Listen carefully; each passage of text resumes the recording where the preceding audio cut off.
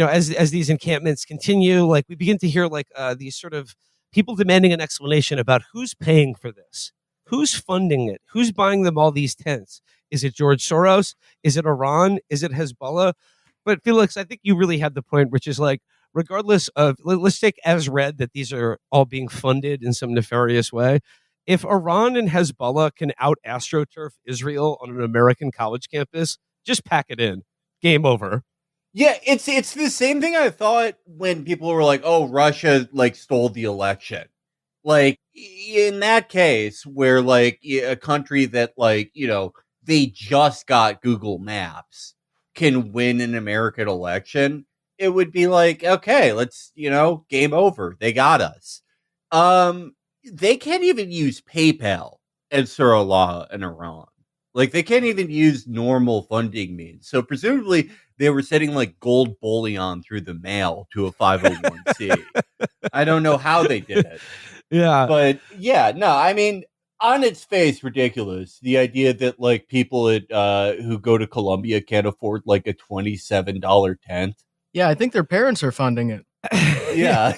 I just see here from the Wall Street Journal. This was a headline in their opinion section. Who's behind the anti-Israel protests? Hamas, Hezbollah, the Houthis, and others are grooming activists in the West and across the United States. I think it's the Jews behind it. I think all these anti-Israel protests, it's the international Jew. It's the international Jew versus the national Jew.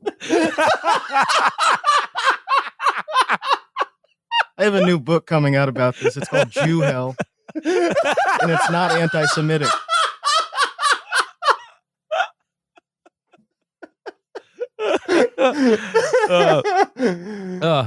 It's all about how they have to be in all different countries because the buff they give you doesn't stack. Having all of them in one country, the buff doesn't stack.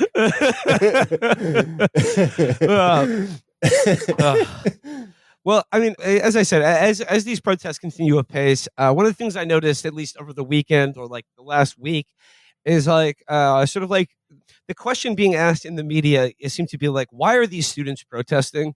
Why don't these students like Israel? And they're coming up with a lot of interesting responses.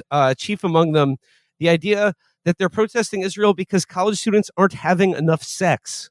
It's the lack of sex. It's no one's getting laid like they were back in the 90s. So they have to protest. This comes from NYU professor Scott Galloway, who aired this thought on Real Time with Bill Maher. He said, NYU professor Scott Galloway said that college campuses were increasingly becoming reminiscent of Nazi Germany and attributed the reason partly to young people not having enough sex. We need to enjoy sex, Galloway offered to some initial confusing during an appearance on Real Time with Bill Maher Friday.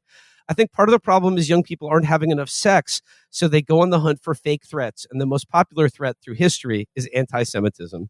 This is sort of echoing Rabbi Shmuley in the reading series we did the other week. I mean, maybe there's something to it. One of the most pro-Israel guys around is Alan Dershowitz. And he gets tons of strange. I think that's right. And I mean, Robert Kraft. Yep. He loves sex so much. He's going into shipping containers. Like the girls aren't even finished being trafficked.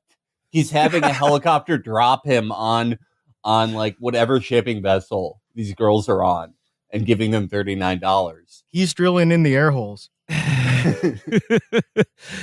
Jeffrey Epstein, he was getting it in. Yeah, these are all guys who. Well, he was only a supporter of Israel for the money. I don't think he really believed in the cause. I think he was just in it for the money and the protection. Like I don't want to. Yeah. I don't want to speak ill of the dead and say he was a real Zionist. I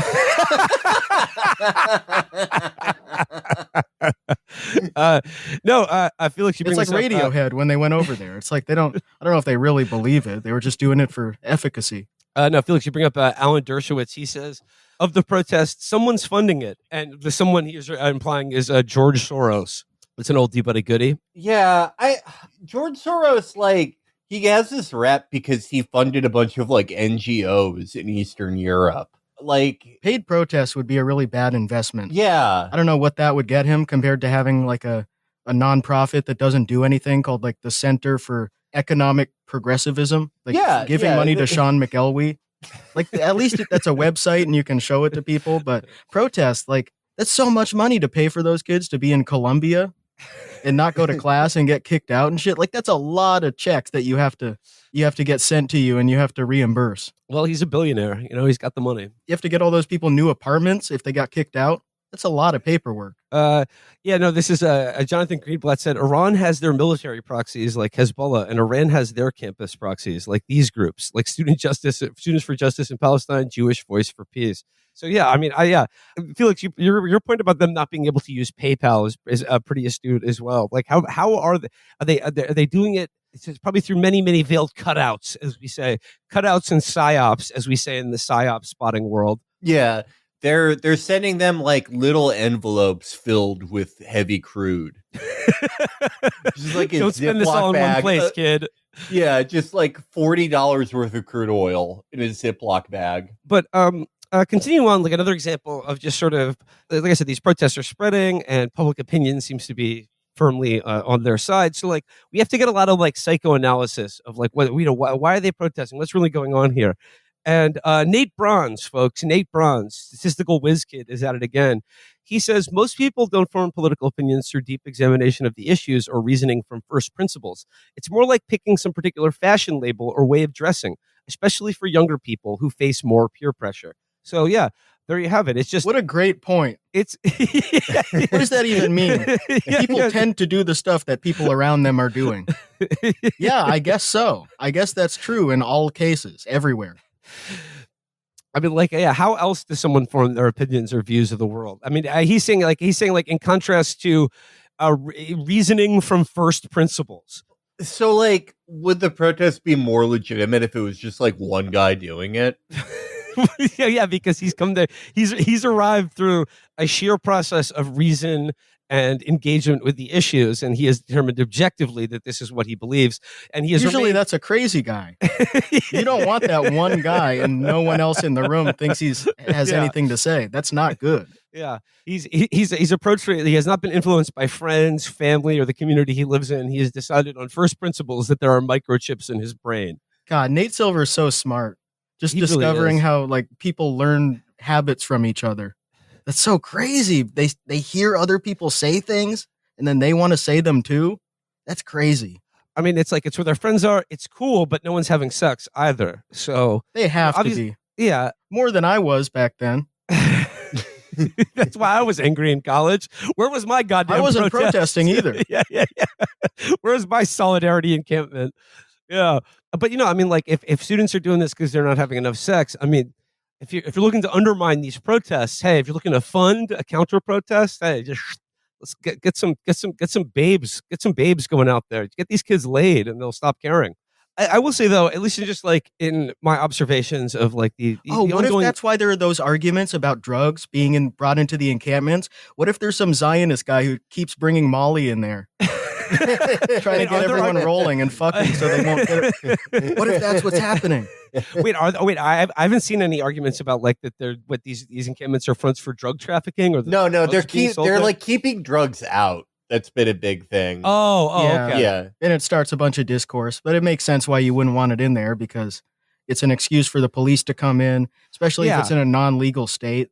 Yeah. And they're gonna give you more time if they do take you in. So yeah, seems pretty sensible. And like on that point, I gotta say, like in my just sort of like the outside observer watching how that each of these or the organizers or like encampments at these universities, how they've dealt with like the ongoing media scrutiny. I gotta say, I've been very impressed by how kind of disciplined they are in their like directing like these influencers and people who come in to just start an argument or cause trouble or like be filmed getting punched in the face or something. I've been I'm very impressed by how like the message discipline that these organizations have exhibited over the last week or so, because I've seen so many videos of people just being like, I showed up and no one wants to talk to me. I've never been more frightened in my life. I'm just trying to understand what you're protesting. For some reason, no one from your guys' team will let you guys speak, and I don't know why you guys can't speak to me. And like, this is so intimidating and scary for you guys to be standing here. I literally have walked around for the past 2 hours just asking peaceful questions like, what's going on here today? Why are you guys here? And no one can speak to me. And you guys are laughing. I don't understand how this is funny. Did you see that girl who, like, she went there and no one talked to her, and so she just burst into tears in front of everyone? Girl was generous. Yeah. Girl was generous. Well, She's probably twice their age. Yeah. It's generous to her. It's a compliment to her if she's listening. I couldn't tell if she was like, sometimes there's someone who's like 10 years younger than me, but they've gotten a lot of filler. Yeah, and anyone in politics, they probably look plus or minus 10 years their actual age. Yeah. Like Laura Loomer is like 22. Yeah. And you would never know. She just got her driver's license, right? Like a lot of Republican women have that look of like the sort of like elder, leathery, blonde crackhead that probably hangs out around Kyle Rittenhouse all the time. Don't you want to party, honey? You want a new mom? Yeah. See, that's why they're not protesting, because they've got leather MAGA moms to keep them milked. But yeah, just like all these people who keep kind of show up to be like, somebody please argue with me, someone debate me, someone attack me, and then it doesn't happen, and they direct you to like, I mean, the Atlantic sent that guy to the Columbia protesters, and then they were like, yeah, would you like to talk to our media spokesperson, and then he does, and then he doesn't quote her in the article, and then he like goes into the Twitter posts of some other guy who called Zionist swine or something like that. But like I said, like it's very clear like the nut these people are trying to crack, and it just doesn't seem to be working. And it's been very fun to watch them sort of cast about and writhe in public, demanding that someone attack them or call them a dirty Jew or say something anti-Semitic, and they got nothing. I think some of it might be a generational thing. Some of it's message discipline. Some of it is, I think young people have been exposed to influencers and people walking up to you, holding up a camera or holding up a phone, pretending to be famous. And then you look and they have 62 subscribers. They're so used to that they see someone with their phone and they swat it away with a fly. Like, no, you don't have a TV show. No, you're not famous. Get away from me. Stop trying to use me for content. That is a really good point. Because it's a button that everyone has on their phone. It's like, no, you're just pressing a button on your phone. I could do the same thing to you. You're not a news reporter. You're not special. You're not important. You're just some guy who's filming people. Get away from me. Yeah, that's like anyone who's like Gen X or older, they think like the moment they see a camera, they're like, news. Oh, this is my big shot to be on the news. Yeah. And I think it's also that like you talk about like a generational gap here. I think like there's this impression that like not wanting to talk to the media is the same as abolishing freedom of the press. They're like, if a journalist puts his microphone in front of you, like you better share your thoughts with them, or else you're censoring a free press. And it's like, yeah, like just people showing up just like crying because they're like, I asked 50 of the protesters if they'd rather have a gay son or thought daughter, and I didn't get a single response. I think like in general, like interviews are a mark of a lazy journalist. It's just someone who doesn't want to write the article. You're just trying to get someone on the scene to fill in content for you. Yeah, that's the worst job is to be the person holding the microphone. Yeah, I mean, like, and just like, looking for quotes that you can, like splash up to like, go with the anti-Semitism, the Jews are safe on campus thing, and they're just not finding it. They're really not finding it outside like a lone nut screaming outside about something.